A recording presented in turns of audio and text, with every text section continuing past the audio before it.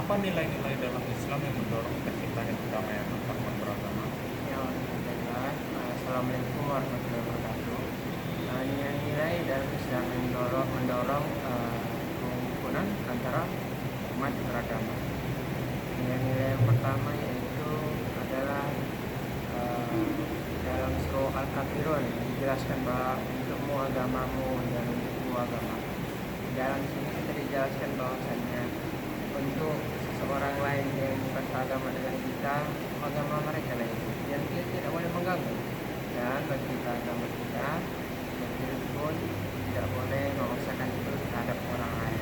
Dengan tercapainya kerukunan antara umat beragama, kita dapat beribadah dengan damai, tentram, dengan tenang, tanpa takut bahwasannya ketika kita beribadah itu tiba-tiba datang orang lain mengganggu kita beribadah, sehingga terdapatlah ibadah yang tenang dan tidak terganggu. Kemudian pertanyaan kedua, apa peran umat Islam dalam menjaga kerukunan di masyarakat yang majemuk seperti Indonesia? Peran umat Islam dalam menjaga kerukunan agama sebagai majemuk, di mana Indonesia ini adalah termasuk negara Islam, di mana sebagian besar penduduknya itu adalah mayoritas Islam. Jadi Islam sebagai seorang sebagai agama yang mayoritas yang paling banyak, kita harus bekerja sama dengan agama-agama lain. Walaupun kita yang paling banyak, tetapi kita tidak boleh mencari perkelahian, permasalahan dengan agama-agama lain.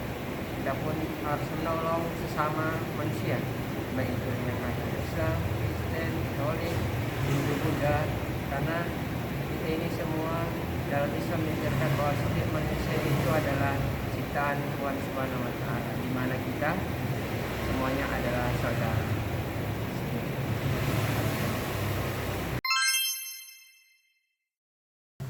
Baik Pak, terima kasih. Sebelumnya kami dari mahasiswa Universitas Mikroskill, kami izin bertanya. Nama saya Habib Rashid Arafi. Dan Saya Juan Diki Lumantoking. Saya Wahyu Ardian Lauli. kami di sini mau bertanya tentang apa sih kerukunan, arti kerukunan umat beragama menurut pandangan agama Kristen. Oke. Yang pertama kan kita harus sadar bahwa agama itu cara manusia untuk memahami Tuhan. Itu dulu pertama. Dengan demikian dari berbagai latar belakang manusia yang berbeda-beda ini, antar benua, antar bahasa, latar belakang sebagainya, tentu terbuka kemungkinan banyak cara manusia yang berbeda untuk memahami agama.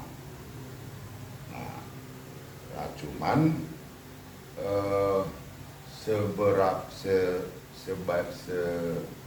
seberapa detail pun cara manusia memahami agama dan cara manusia memahami Tuhan, tapi Tuhan itu tetaplah sebuah misteri yang tidak bisa kita pecahkan, yang tidak bisa kita pahami sempurna.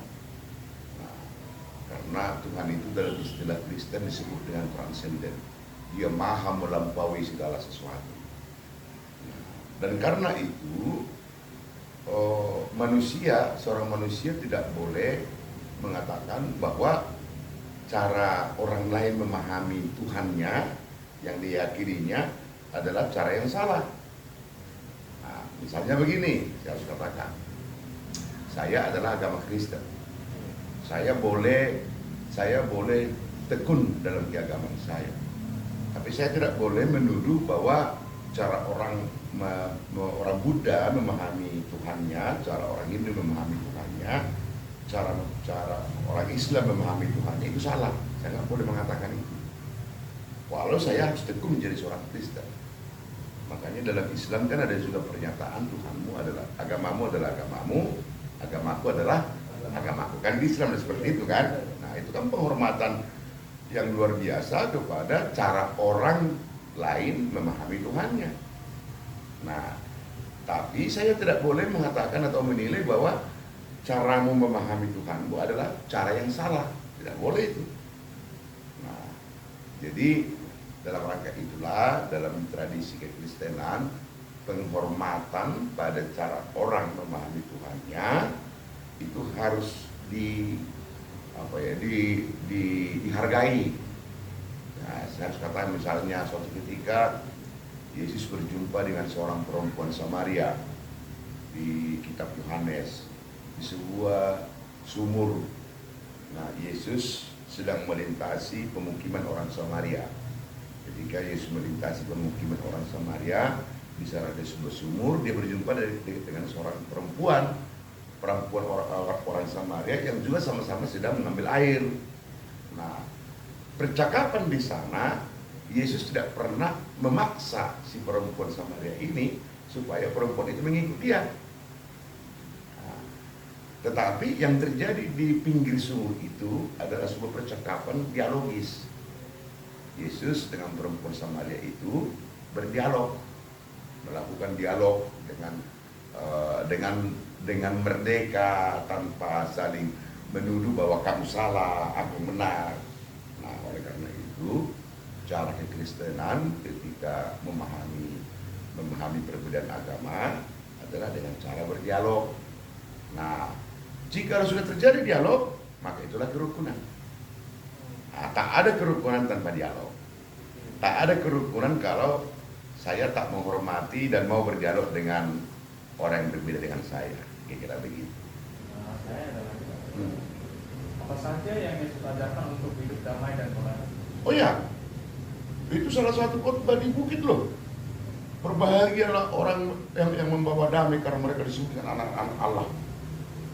Ya, kalau kamu menciptakan kebencian kepada orang lain, kepada agama lain yang berbeda dengan dirimu, ya kau kan tidak akan pernah membawa damai kalau membawa kebencian. Tapi kalau membawa persahabatan, seperti saya katakan tadi, berarti kamu kan membawa kedamaian. Dan karena kamu membawa kedamaian, maka layaklah kau disebut sebagai anak-anak Allah. Sederhana toh, khotbah di bukit itu, ucapan berbahagia. Nah, gitu. Sekian pertanyaan dari kami. Terima kasih atas waktunya ya Pak. Ya.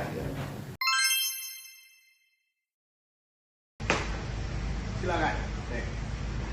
Perkenalkan Pak, nama saya John Rodin. Ya, saya kuliah di Universitas Microskill. Saya semester 2. Saya ingin bertanya-tanya tentang seputar agama umat beragama Hindu. Pertanyaannya, sikap apa yang diambil umat beragama Hindu jika terjadi konflik antar umat beragama di lingkungan? Baik. Ya, konflik kerukunan agamanya di lingkungan pribadi dia. Pribadi umat Hindu ya. Baik. Nama saya Pinandita Emanugre, Wakil Ketua Majelis Tinggi Agama Hindu Sumatera Utara, dan juga saya adalah Bendara FKUB Sumatera Utara. Jadi kalau ada konflik di kalangan sendiri itu kan umat Hindu. Itu yang pertama kita cari akal permasalahannya apa, gitu ya. Itu yang harus kita pahami. Kalau udah tahu, maka itulah tanggung jawab tokoh-tokoh agama, tokoh-tokoh masyarakat mendudukkan, mencari persamaan solusi. Dan kita jelaskan kepada mereka bahwasanya Hindu itu mengajarkan takwa masih. Aku adalah engkau, engkau adalah aku. Jadi kalau aku adalah engkau adalah aku. Kalau kau cubit aku sakit, kau cubit aku pun sakit. Ngapain bilang ribut? Kita adalah titipan Tuhan di muka bumi ini. Kenapa Tuhan mencipta kita beragam-ragam? Bahasa beragam-ragam, budaya beragam-ragam. Kenapa diciptakan Tuhan ini? Supaya dari keragaman itu kita mencari kebersamaan, kebenaran di dalam ketuhanan itu. Itu yang diciptakan Tuhan. Jadi kalau konflik di kalangan umat Hindu itu kita udah kasih pemahaman. Kami ada tadi yang saya bilang Wasudewa Purambakam, kita semua bersaudara. Kita ada takwa masih, aku adalah engkau, engkau adalah aku. Ya kan? Dan satu lagi, di Hindu itu diajarkan ahimsa. Tidak boleh membuat kekerasan. Ya, kekerasan apapun tak boleh. Jadi konsep yang tiga ini yang kita jelaskan kepada umat Hindu. mudah-mudahan dia bisa berubah dan dia bisa memahami. Maka konflik itu sampai sekarang boleh dibilang konflik-konflik yang ada di umat Hindu itu artinya bukan konflik-konflik besar, salah persangka, salah persepsi. Nah, itu yang dibenahi. Tapi kalau katanya di Indonesia ini bentrok umat Hindu, pukul-pukulan, ya, cakap, ya, cekal-cekalan segala macam itu nggak pernah ada. Sampai sekarang masih bisa diselesaikan dengan baik.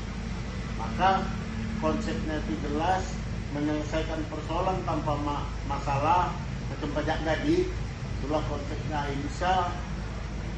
Terus ada tatwamasi, aku adalah engkau adalah aku, dan juga ada wasudewa kutambakan, kita adalah bersaudara.